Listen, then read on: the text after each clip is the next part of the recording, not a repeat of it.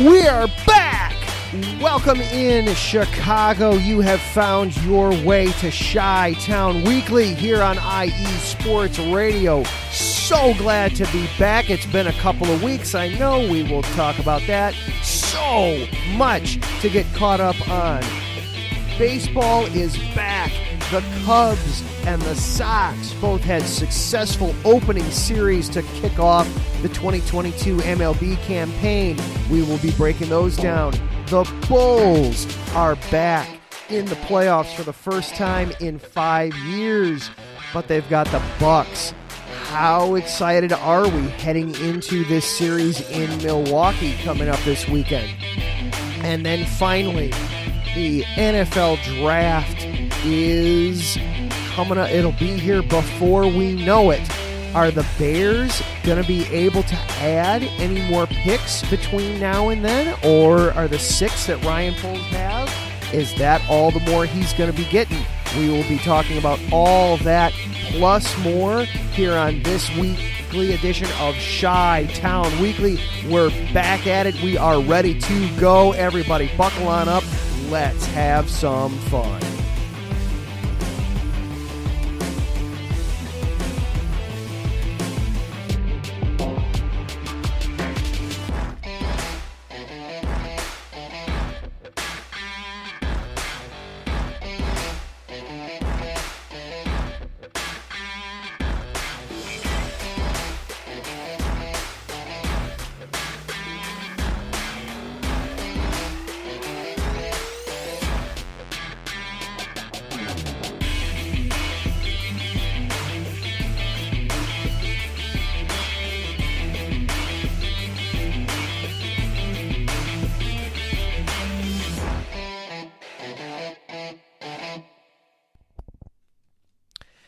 And once again, welcome on into Chi-Town Weekly here on IE Sports Radio, your direct feed for all that is sports. Thank you so very much for being here on this Monday night. Good to be back. I knew that I was going to be off last week. I knew that there just was no way I was going to be able to fit into a show last week with everything I had going on outside of the sports world. The week before that, I had hoped to get in a show. Unfortunately, it didn't work out, but thank you for being here. If you're listening live or if you're catching it on a podcast, however you are taking in the show this week, I really do appreciate you sticking with us there for a couple of weeks, and we are back at it. Without any further ado, of course, we do have to acknowledge our sponsors here at IE Sports Radio, starting with the Southern California Warriors semi-pro football team. The world of semi-pro sports is unlike any other sports organizations. Players pay to play in hopes of so many different outcomes, whether it's playing to get filmed to try out for professional teams, big-time colleges, or just playing to stay in shape. No matter what, all semi-pro players have one thing in common, and that's playing for the love of the game. The SoCal Warriors have been on a quest to earn titles and give players second chances since 2017. Whether you're in Southern California or anywhere in the world, give semi-pro sports a chance if you love your sport. You may get that second chance you've been waiting for as an athlete.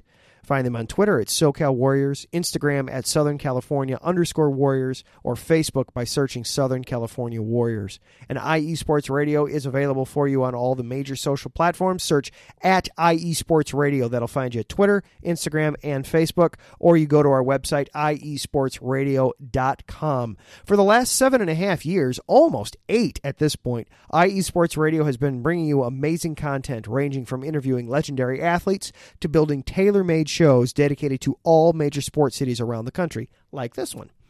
All the while, we've continued to be by the fans, for the fans, and with your help, we're ready to take the next step. When you go to our website, iesportsradio.com, you'll see our Patreon link with 5 different tiers, the first one starting at just $5 a month. This donation gets you shout-outs on all 32 of our shows. Higher tiers include IE Sports Radio merchandise, access to our podcasting university, and even a chance to be featured on a segment of our flagship show, The Defining Moment. Thank you very much for your continued support to make IE Sports Radio your direct feed for all that is sports. And I want to shout out to M. Los Great on Twitter and at Bay Area Raised on Twitter as well for being Patreon supporters for us. The 2022 NFL Draft is right around the corner. We're going to be talking about it a little later on in this show. IE Sports Radio is excited to announce its third annual Mock Draft Challenge. The rules are simple. Predict all 32 first-round picks. No trades, no modifications, no tricks. The participant who has the best mock draft will receive a shout-out on all of our shows and their choice of an IE Sports Radio hat or shirt. For more information or to submit your mock, please reach out to Mike Pat, the host of Let's Whine About Sports on Sunday nights. You can reach him at Let's Whine _IESR. Good luck. And this show, of course, is available to you on social media as well. You can follow along with the show at IESRC, or if you want to follow along with me on Twitter, you can do that at Adam_Karnick. If you are listening live on this Monday, April 11th, then please log on into the Spreaker app. You make yourself a little username there. It's free. There's no charge, and you can hop on into the chat. I see Taryn is in there already. Good evening, Taryn. And we can interact back and forth that way. Or if you're listening later on in the week as a podcast, or you want to sit back and just listen, that's great. I am here for you in whatever way you need. And without any further ado, let's get down to business. Whew! Man, it's been a busy couple of weeks. You take a couple of weeks off I had a gig that I was doing. I was playing for a musical. A lot of fun, was very enjoyable, but it takes a lot of time. Last week, basically, I had my head buried. I was either at work or I was at the musical, no time in between. I was trying to keep up with everything going on. So I was able to see what happened on opening day, but I wasn't really able to take too much in from opening day from baseball. Sunday, a little tiny bit on Saturday, but then also yesterday on Sunday, I was able to actually kick back and watch some baseball. And it was very cathartic. It was very relaxing, very enjoyable. I had a great time. I was mainly watching the Cubs yesterday, watching Seiya Suzuki hit his first major league home run, and it was a bomb. It was a no-doubter.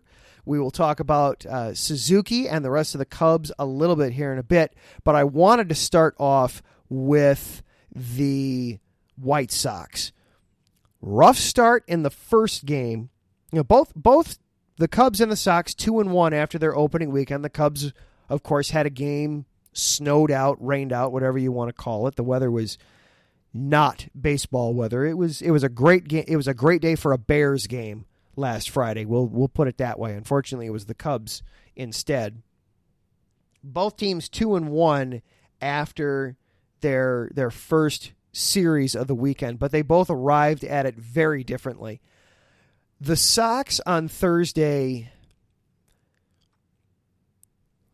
it was disappointing to see the way the Sox lost that first game against the Tigers, where they were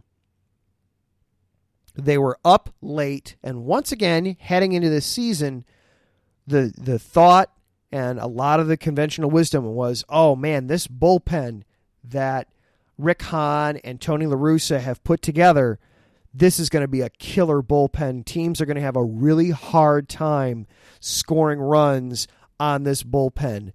And then, sure enough, the bullpen surrenders 5 runs. 1 in the 6th, 2 in the 8th, and 2 in the 9th. Now, it wasn't completely the fault of the bullpen. I'm going to absolutely acknowledge that right out the gate. The 2 runs, the final run, the walk-off run that Detroit scored in that game, Pollock could have played that ball better. Shot to right field, which, all right, A.J. Pollock, that's right field's not his natural position. He played more left field and some center field while he was with the Dodgers, so right field's a little different. He's getting used to some of the angles and things like that, but still, to let the ball kind of go over your glove and bounce off against the wall behind you.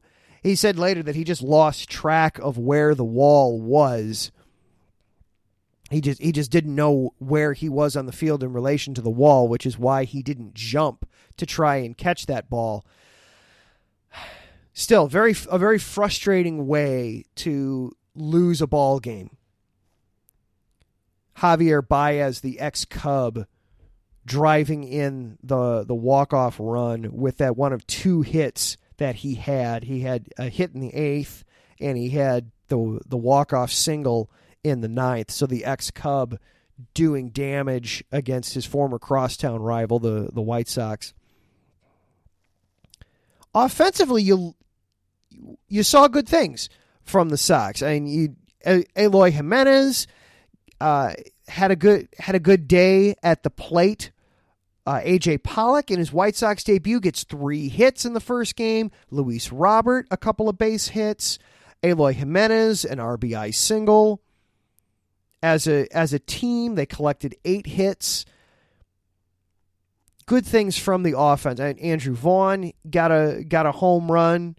Another no-doubter to left, 393 feet to left.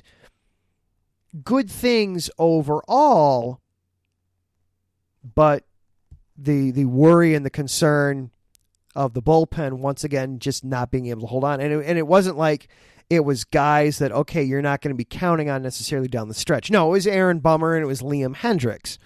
The two guys that are, hey, we set up the bullpen specifically to get to you two guys. So that was a little concerning in the first game, but then they turned around and just pounded the Tigers in the next couple of games, 5-2 on Saturday, and then just 10-1 yesterday, just absolutely blitzing.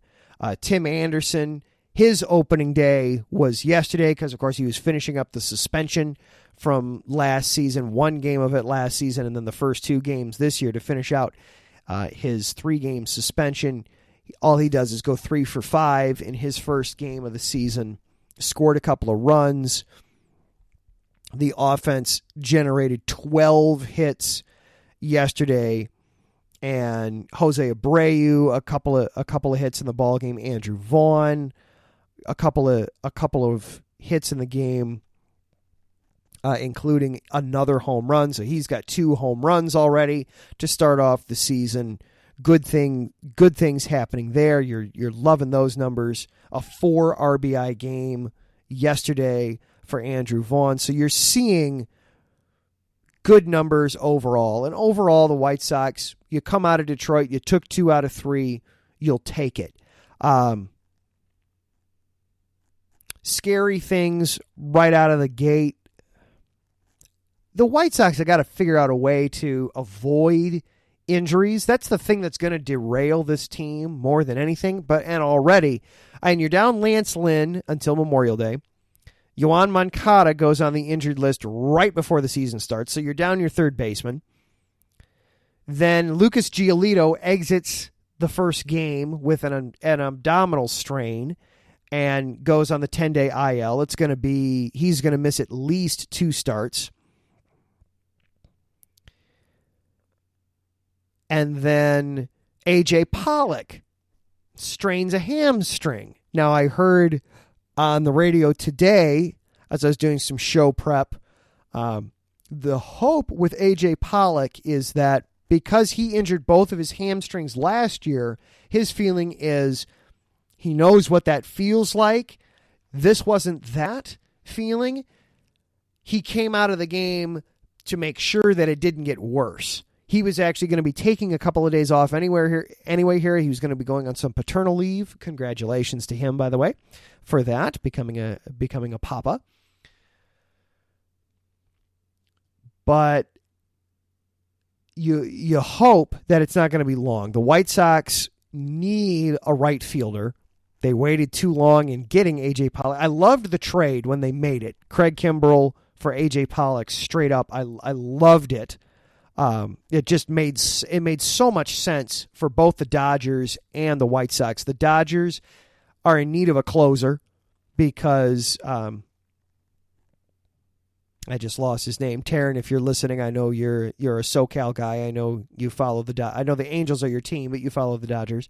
The name of the prior closer for the Dodgers just escaped me. But they had a vacancy. They had an opening at closer, and Craig Kimbrell fills that spectacularly. And for the White Sox, they weren't going to use him as the closer. They were going to try and force him into the eighth inning role again, and that just wasn't going to work. So to move him out of there and let Kimbrell be where Kimbrell wants to be, where he naturally wants to be, Kelly Jansen, thank you. Kenley Jansen moved on, so they had an opening there for closer in Los Angeles. And the White Sox needed to have a right fielder. You know, I mean, and not just a body. I mean, they've got Adam Engel in right field, but Adam Engel gives you nothing at the plate. He's great. He's great as a late inning defensive replacement into right field, but not as somebody you want in your lineup day in and day out, because he does just absolutely nothing at the plate for you. So to have somebody that can be at least representative major league outfielder and also give you major league representative at bats, and Pollock is wonderful to have that. So I loved the trade as soon as it was announced. It just made too much sense for both teams, so I loved it. But the one knock on Pollock is, well, he is injury prone. The Sox don't need more of that. They don't need more injury prone. They need less injury prone. And sure enough, we're one series in, and already Lucas Giolito and AJ Pollock are both hurt. The Sox are already tomorrow. They're off tonight. Going to be the home opener against Seattle tomorrow. They've already announced that tomorrow is going to be a bullpen day, that they're going to use an opener and just piecemeal it one inning at a time, try and get through it, and then hope and pray that Dallas Keuchel can give you something on Wednesday against Seattle. Boy, you hope. Dallas Keuchel's got to bounce back. He's got to have a snapback season. You're not going to get Cy Young production from him anymore. That's just not realistic. But especially with the early injuries in the rotation to Lance Lynn and now to Lucas Giolito, to be down, to have another spot in the rotation that you know you're not going to get anything out of. The Sox can't have that. They've got to have professional starts from Dallas Keuchel. He's got to be able to at least get you into the fifth or sixth inning consistently and not just give up 7 or 8 runs and get through the lineup once or maybe, 1 1/3 times through the lineup before he gets yanked because his pitches are everywhere and he's getting hammered. But the offense is a strong start for the Sox, and you knew that's what it was going to be. One other thought on the Sox before I transition over to the Cubs. Eloy Jimenez, he's got to figure out how to be able to play left field. He ran into Luis Robert over the weekend, and I saw another play that he made on Saturday where it was a high arcing little bloop shot into left field, and he let the ball bounce in front of him, about a foot in front of him, because he misplayed it. He has got to figure out how to at least not be negative in left field. He's got to work with somebody over there to figure out how to not be a liability or less of a liability in left field. The Sox, they can't afford to make him be the designated hitter. They've got too many players that realistically fall into that category of, well, his ideal position is DH. That to do that, I mean, ideally, that's what you do with Eloy Jimenez. Is you'd say, Eloy, I know that you want to play left field, but you can't do it, and you're costing us out there. You're being problematic for us out there. We've got to change this up. You can't do this anymore. You're our designated hitter. That would be ideal. But you've got too many guys like Andrew Vaughn and Jose Abreu and Yasmani Grandal and too many defensive liabilities that, man, in a perfect world, they'd be a designated hitter for you. That somebody like Eloy, you've got to figure out a way to make it work. You've got to figure out a way to get to the ones you can and let Luis Robert get to the other ones without getting in his way and running into him. So, challenge for Eloy Jimenez as we start the season. Now I want to talk about the Cubs. I'm shocked that the Cubs took 2 out of 3 from the Brewers. I'm ecstatic. My first thought in the series was, there's no way they're getting all 4 games in. And sure enough, they didn't. But then my other thought was, man, they're going to be lucky. Even if they get all 4 games in, they're going to be lucky to win a game out of this series. They were going up against 3 straight All-Stars in opposing pitchers over this weekend. I think I saw on Marquee Network they mentioned that this was something like only the 3rd time since the All-Star game was initiated in 1933 that a team starts off facing 3 reigning All-Stars to start their season from the pitching perspective. And the Cubs got to them. I give them credit. The Cubs got to Brewers pitching to start off the season. I was very impressed. Some great things to start off. I mean, you had the problems in the last game of the bullpen gave up some runs late. You had that in the first game too, that the bullpen gave up some runs. The Cubs don't have a shutdown bullpen. They just don't, because they're not at that point in their run as a team. They're not at the point where they should be having tremendous bullpen help.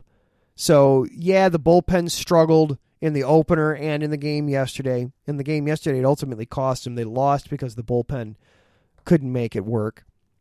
But the starting pitching, Kyle Hendricks looked like the professor again. 5 1/3 innings, 1 run on 5 hits, struck out 7. He was dealing and only needed 83 pitches to get through it at that point. Good for him. And that's just tremendous start to the season. Then you had Justin Steele come out and have a tremendous start. 5 innings, only 5 base runners allowed in those 5 innings. Struck out 5, didn't give up a run. And then the bullpen picked it up behind him. And then Marcus Stroman yesterday, he was dealing in his Cubs debut. Did an excellent job. 5 innings, 3 strikeouts, only gave up 5 base runners, 3 walks, 2 hits, only the 1 run allowed. He was excellent.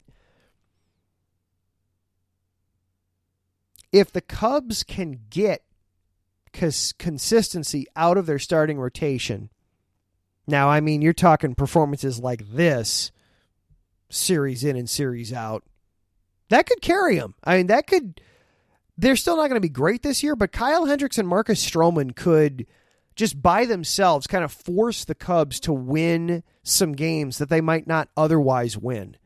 And then you had some terrific offensive performances from the Cubs too. Ian Happ had 3 hits in the first game.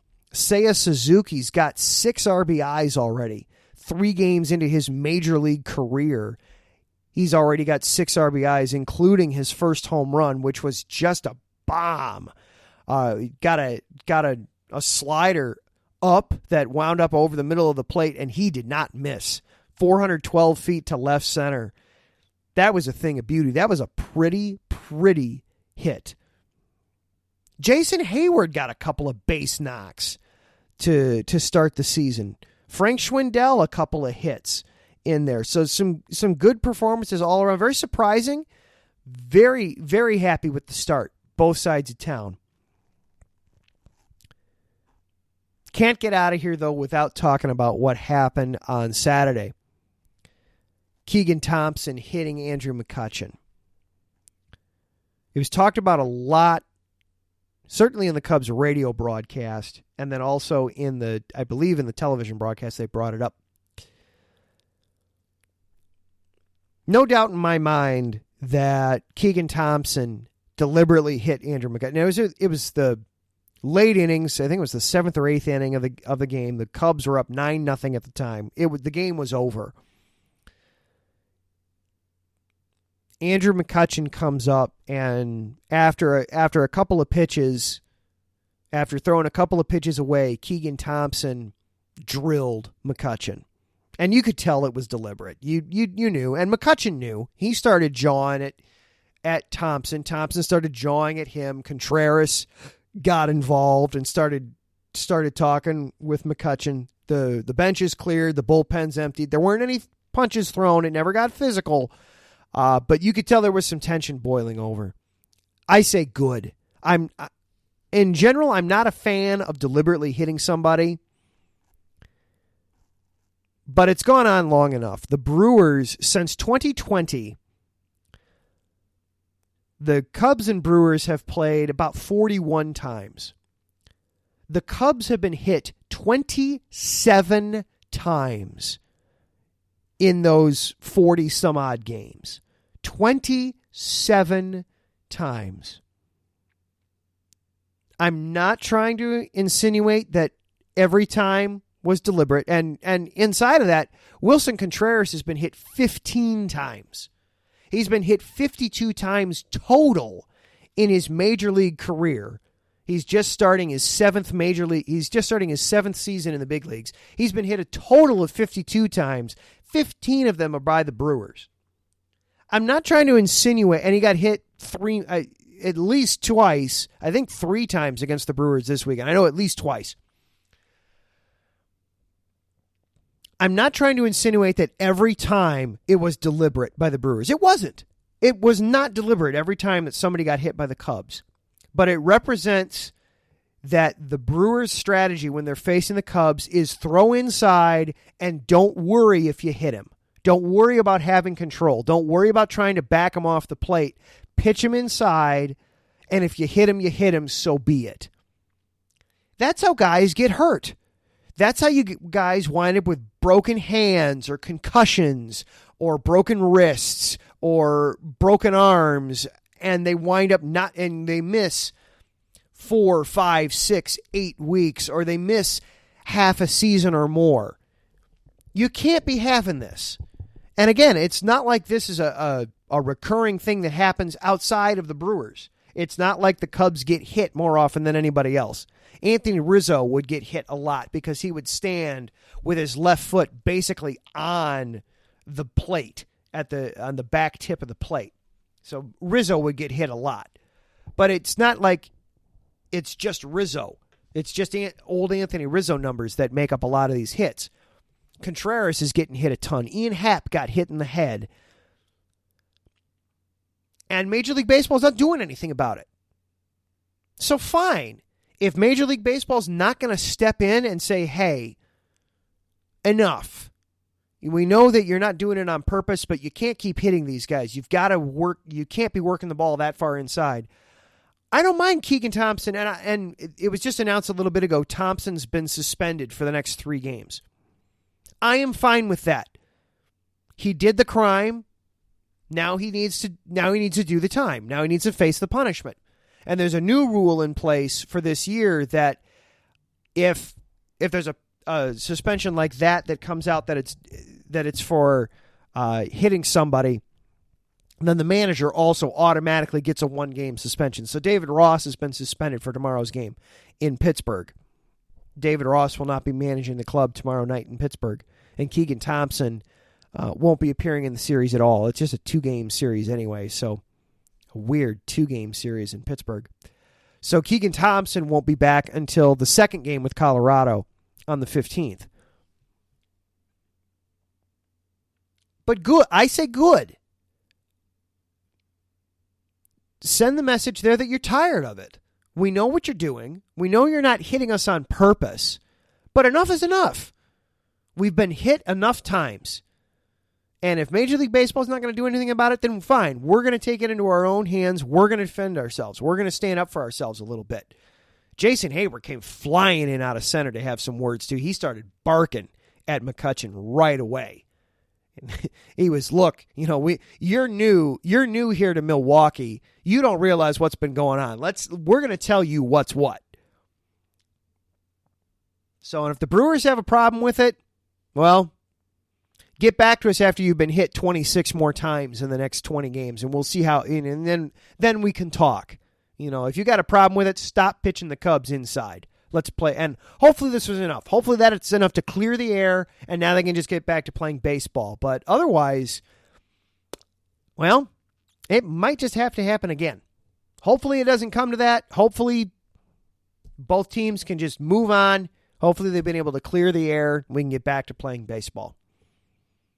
We are gonna clear the air. We are gonna take a quick break, but when we come back, we're still gonna be talking about Milwaukee because there's somebody else in town that is about to start its own series against Milwaukee. We will be talking NBA playoffs next. This is Chi-Town Weekly here on IE Sports Radio, your direct feed for all that is sports.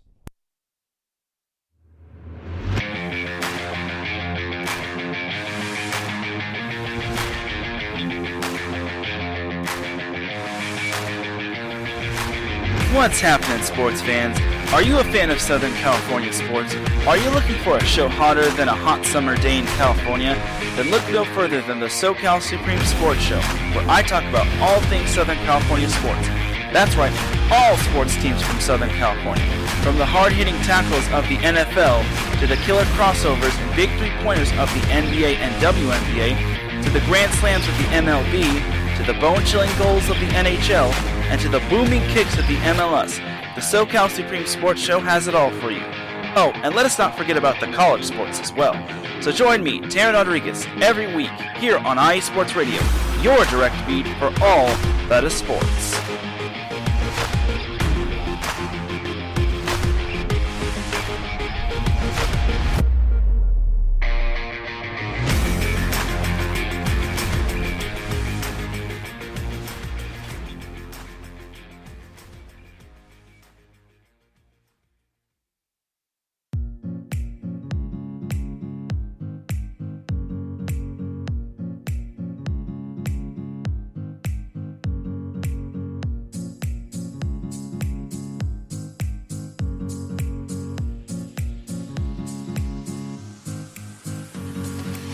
Hey there, sports fans.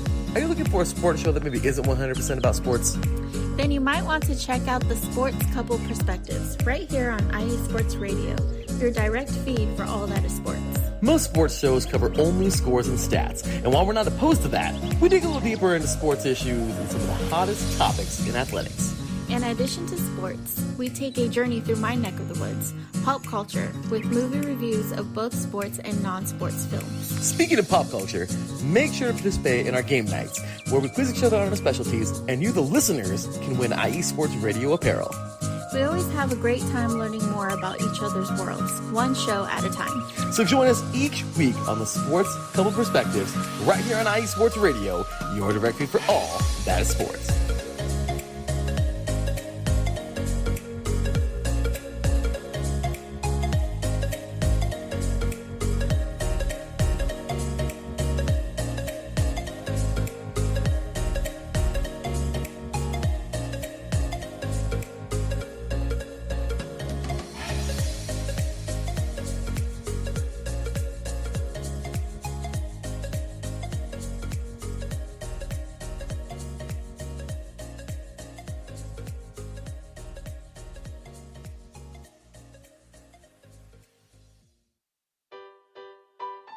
Hi everybody, it's Calvin here from USRN, here to give you an important message. Since 2017, we have done our absolute best to provide you with nothing but the highest quality of sports calls in the greatest of quantity possible. Thanks to you, our station has grown more than we ever thought. That's why, with your help, we would like to grow even further. Just think, twice the amount of your favorite calls, 24 hours of coverage, talk shows, play-by-play, game-by-game analysis, and so much more. That's right, USRN2 is officially in development. But we can't do it alone. We have set up a GoFundMe page that you can access from our homepage on the left of your screen. We also are planning special giveaways and prizes to our highest donors. Our goal here at USRN is to bring you the best calls possible at no cost to you. In order to continue to do that, we need your help now. Please check out our GoFundMe page, and if you would like to know how you can help, you can email usrnradio@gmail.com. Without your support, we couldn't do what we do.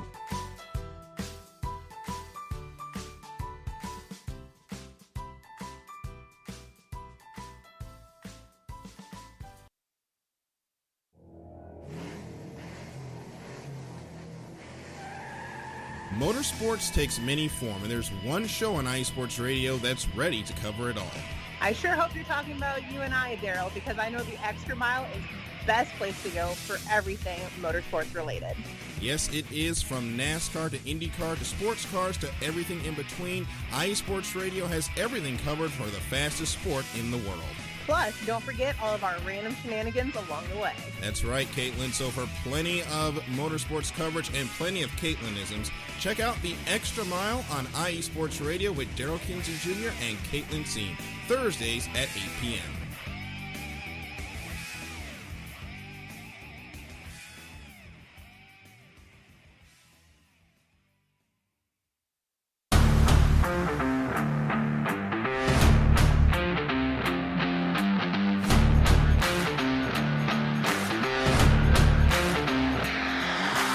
What's good, fight fans? It's your boy, Marcus Los Great, here to give you what you want, here to give you what you need. Yeah, man. Yeah. I'm coming to you live, straight from your mama's basement with a crispy, awesome white tea. They're coming to you live every Tuesday at 10 p.m. Eastern Standard Time. Powered by IE Sports Radio, your direct feed for all that is sports.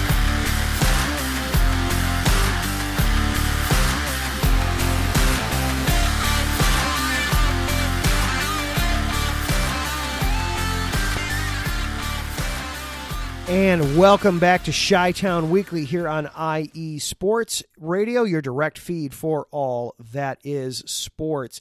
Talked a lot of baseball in the first segment there. We've got a new show here on IE Sports Radio. If you like baseball, you need to check out the Screwball podcast. They're Thursday nights at 10 o'clock. They're both Mariners fans, but that's okay. They do a great job of breaking down all of MLB as a whole. So be sure to check them out, 10 o'clock on Thursday nights. Be sure to check that out right here on IE Sports Radio.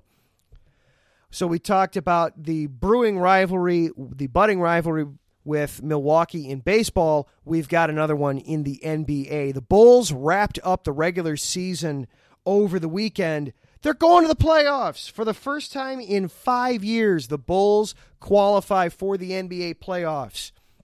It's as the 6th seed in the Eastern Conference.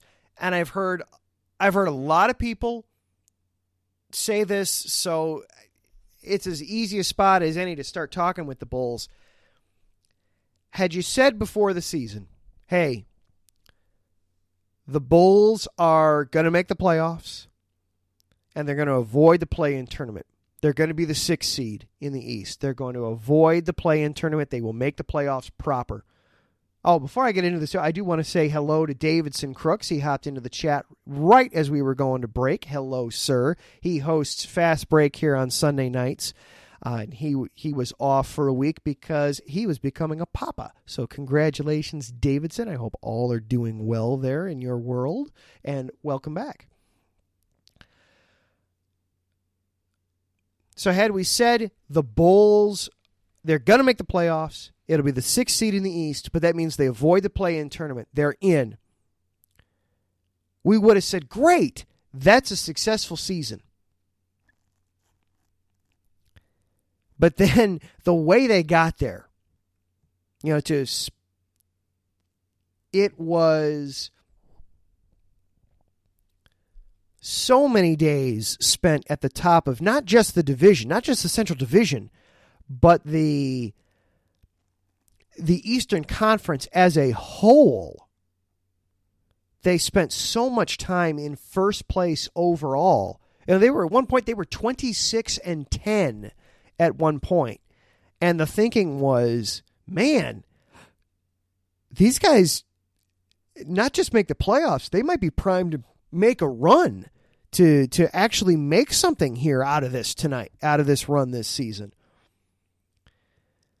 And Davidson's pointing out in the chat, yeah, they took a big step back after the All-Star break. They took a big step.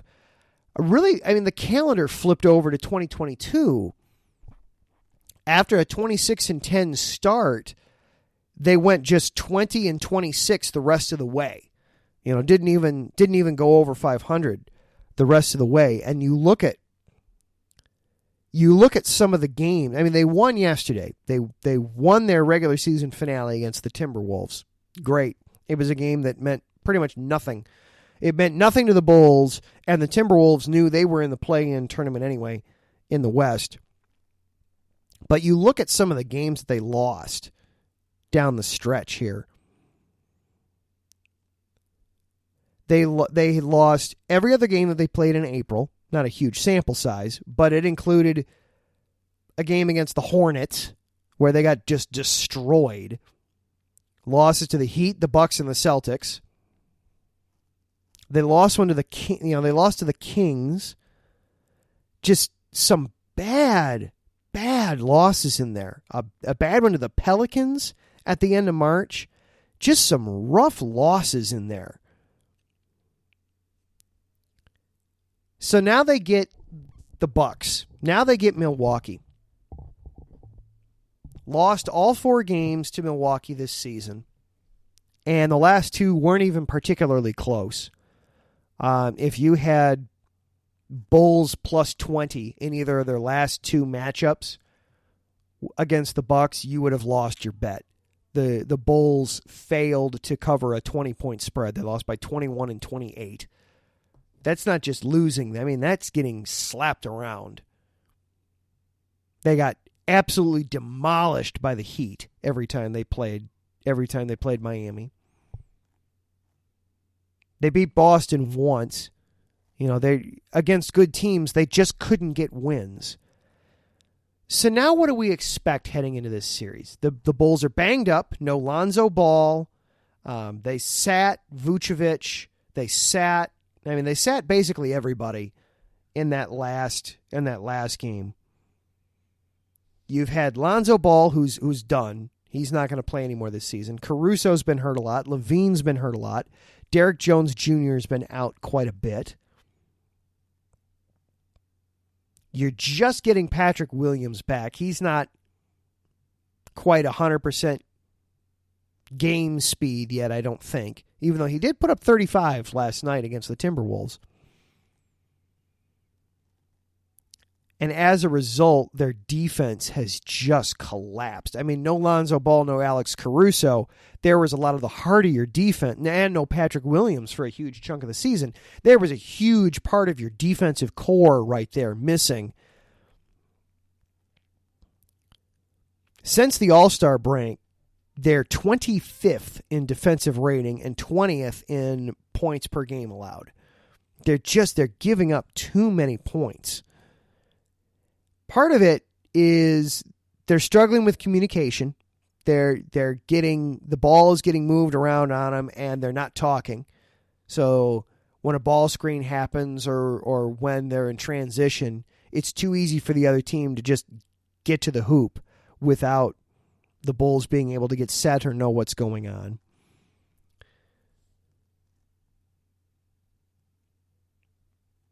They don't talk well. They don't cover well. You've got guys like Levine and Vooch, especially, who just aren't great defenders anyway. And DeMar, of course, was on fire for part of the season. He's still playing extremely well, way better than and a lot of people thought he would, myself included. I didn't know necessarily what to expect when they got DeMar DeRozan. I was hearing a lot of, oh my gosh, this is the worst free agent signing of the entire offseason. This is a horrible signing, horrible move by the Bulls. Obviously, that's been put to bed. That's been put to rest. It hasn't been that bad of of a signing. It has worked. But where do they go? Where do you go from here? What can we honestly expect to see from the Bulls in this series? I don't think they make it out. I do not think they get out of this first round with Milwaukee. I think if all the stars align perfectly, this series goes 6. That they wind up playing in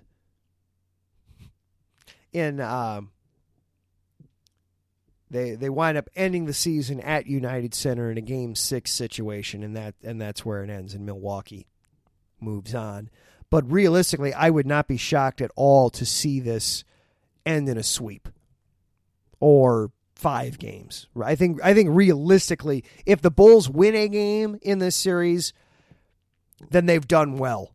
Then they've done well, and you move on. So we'll discuss more in depth when the Bulls season does officially end, whenever that happens, on what they need to do for next season, what steps they can make, but and hopefully they're still on a trajectory like the Cubs hopefully this is still like this year's Bulls is like the 2015 Cubs or the 2009 Blackhawks, where they overachieved. They were a young team that overachieved, didn't quite make it all the way to the championship, but laid some obvious groundwork that, hey, these guys are going to be contenders. Hopefully that's what happens. And who knows, maybe this having a week off, having a week here where they haven't had any game, where they won't have any games, because the series with the Bucks won't tip off until Sunday. Time is TBD. We know it'll be in Milwaukee. We know it'll be Sunday. I would suspect probably sometime Sunday afternoon. Probably. I can't imagine it'll be too high. Of course, I mean, it is the defending champs and it is the Chicago market. They might throw it into a bigger spot there. But we'll see. We'll see what happens with this. I have my doubts. I think a best case scenario is the Bulls realistically, they figure out how to take a game and they force this to go 5. Dream scenario is it goes 6, and I wouldn't be shocked at all if they get swept right out of this thing, because they haven't beaten the Bucks in 3 years. So to do it now to have to do it now in a playoff series where the Bucks know what's what. I mean, they're the defending champs for a reason. I don't see this ending well. But the Bulls are back, and for a young team, there is certainly value in playing this series out. You know, Zach LaVine is making his playoff debut. You're seeing obviously Ayo Dosunmu is going to be making his playoff debut. Patrick Williams is going to be making his playoff debut. That's going to be invaluable for those guys to get this experience and see what's what. And we'll see what they can learn from this. We'll see how they show up in this series overall for the Bulls. So it is exciting that they are in the playoffs. We have playoff basketball to be watching here in Chicago. We'll see how far they can go. All right, we are going to take one more very quick break, and then on the other side, we've got some drafts to discuss. The WNBA draft is going on, even though the defending champions Sky don't necessarily have any picks in it tonight. But also the NFL draft is right around the corner, so we will be doing some draft talk next. This is Chi-Town Weekly here on IE Sports Radio, your direct feed for all that is sports.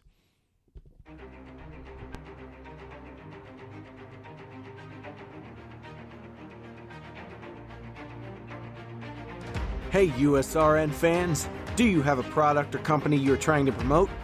Look no further.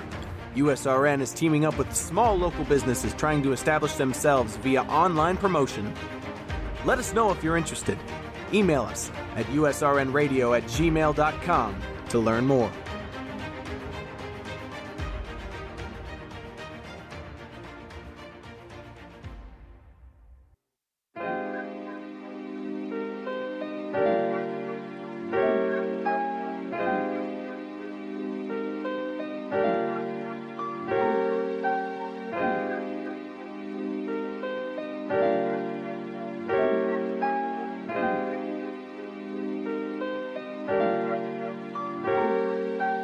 Hello, ladies and gentlemen. My name is Davidson.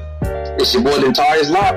And we are the hosts of Fast Break here on IE Sports Radio, where we discuss everything in the world of basketball from prep to the pros. You guys should definitely check us out, man. Sunday, 8 p.m. Eastern, 5 p.m. Pacific. We got all the basketball information you guys need, so we look forward to you guys listening in. And please do, because we are the best basketball show on this side of the Mississippi. And please do check us out on Twitter at FastBreakISR. D-Lock, where's our time again?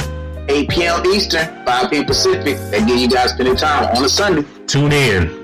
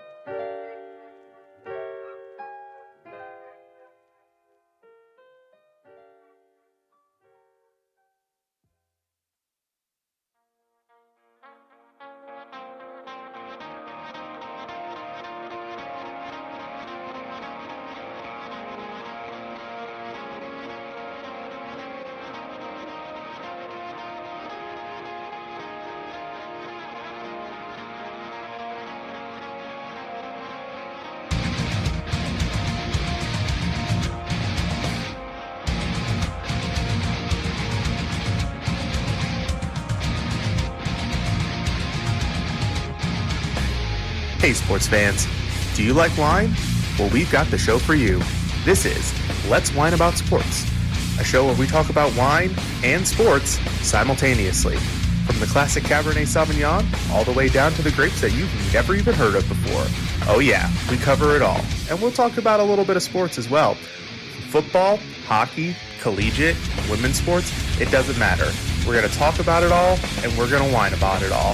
So join me Monday at 8 p.m. on IU Sports Radio, your direct feed for all that is sports.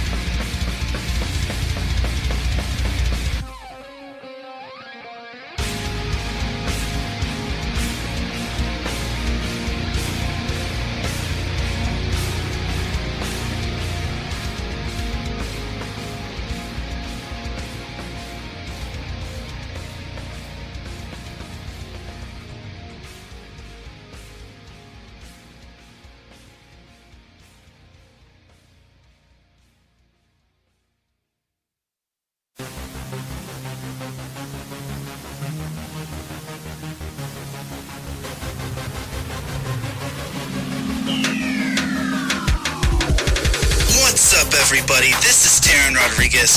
Are you a fan of volleyball? Are you a fan of Thunderous Spikes? Then I have the show for you, Set Point, where I cover NCAA men's and women's volleyball, high school boys and girls volleyball, beach volleyball, and even professional volleyball. Catch the action every week here on IE Sports Radio, your direct feed for all that is sports.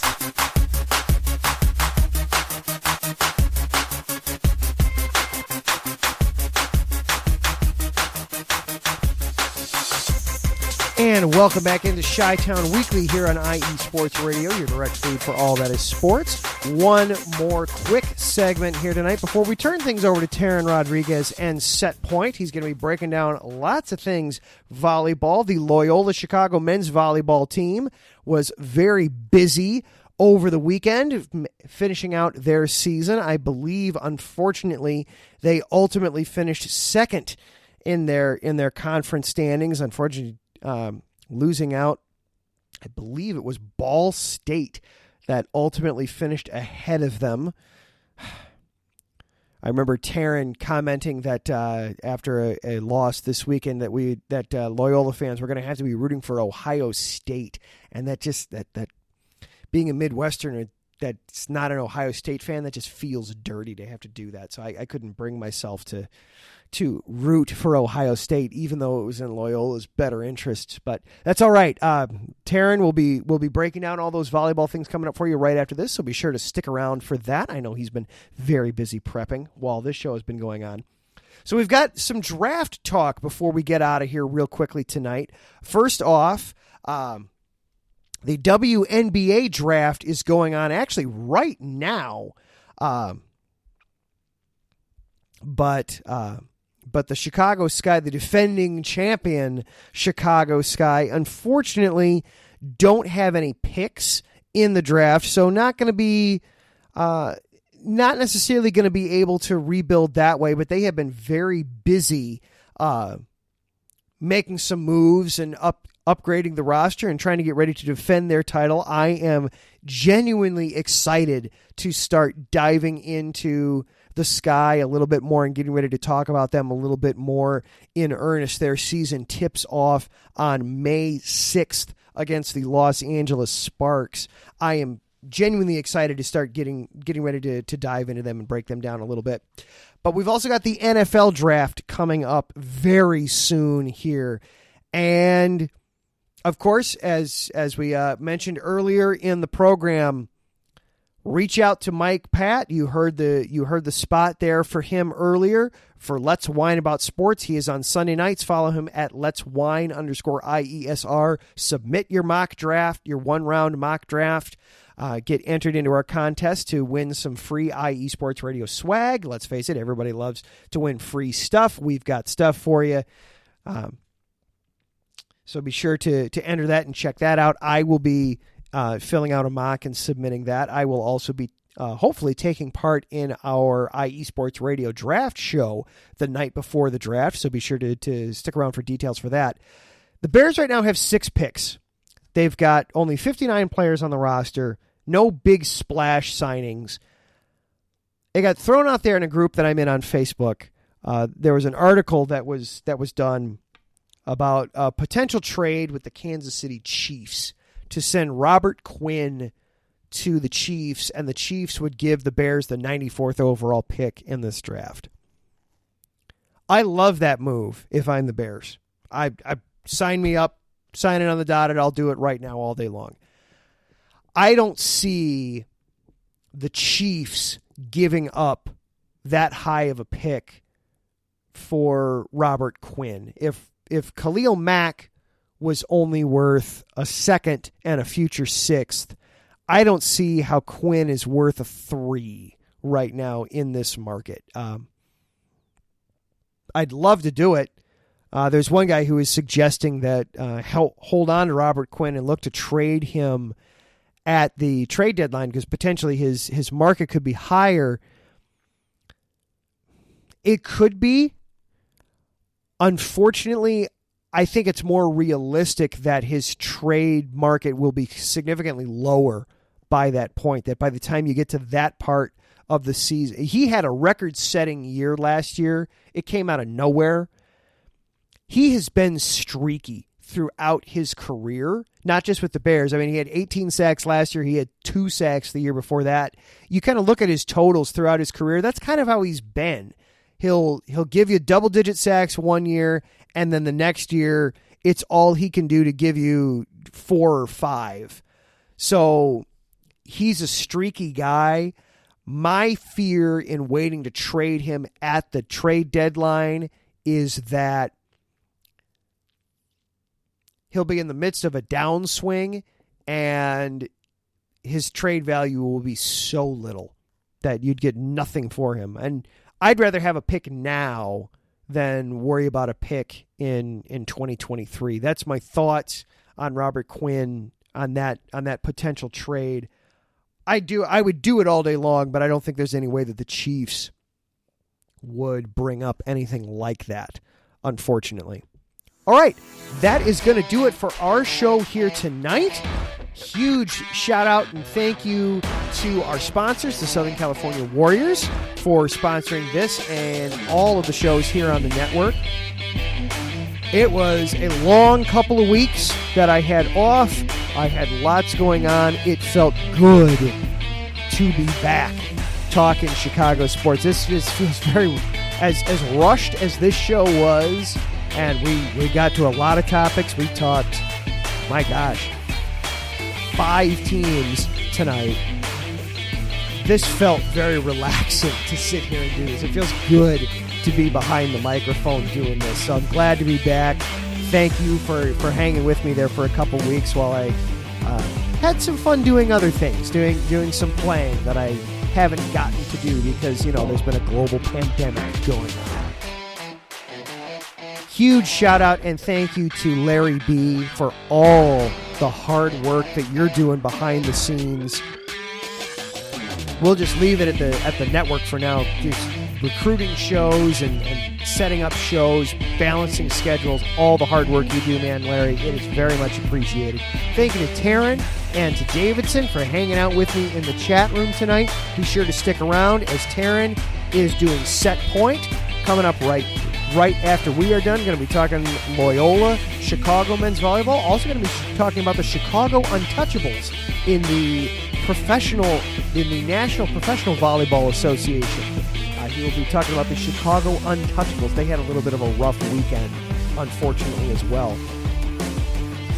And finally, thank you for listening to the show. Again, whether it's live on Mondays or however you fit me in as a podcast during the week, thank you for making me part of your sports life. I really do appreciate it.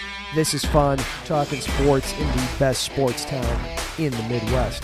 Next week, of course, we're going to be breaking down the Bulls and Bucks Game 1. Hopefully, we'll be talking about a Bulls victory. If not, we'll see what we've got. We'll, of course, have more Sox and Cubs to go through as they've got their upcoming series, and the NFL Draft is right around the corner. See you next week.